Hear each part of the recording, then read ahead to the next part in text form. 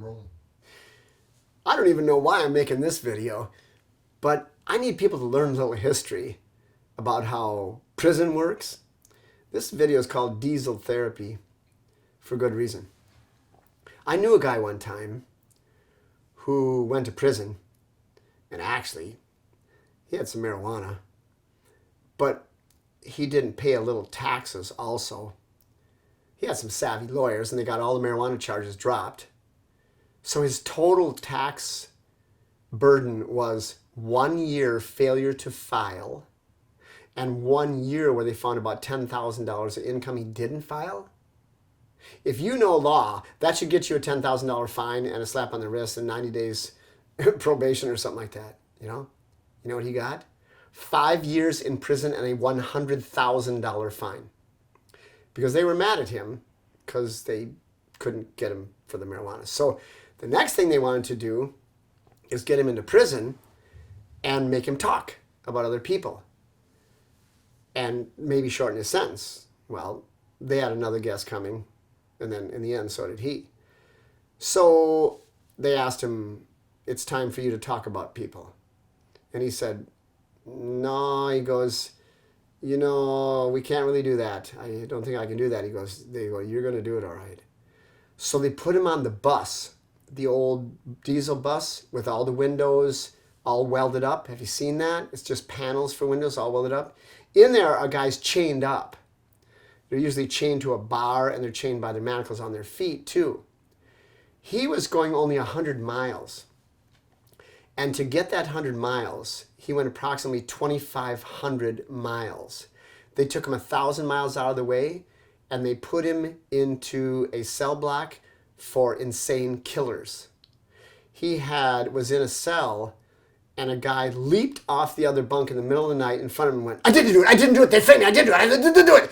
And he looked at the guy and said, "I'm going to kill you if you don't leave me alone."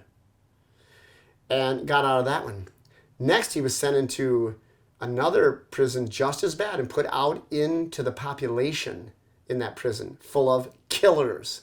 You may last a day, you may last a week, you may not last at all.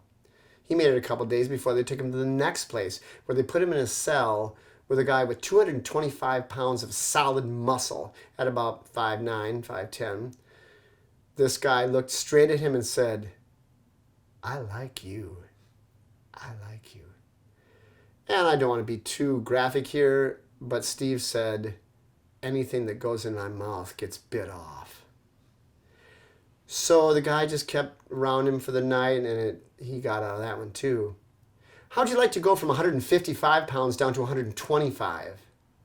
All of this happens before you even see the grand jury guy. And this is about some cannabis, by the way. A few pounds of cannabis. All this. Joke. So when they come in front of the guy after all this,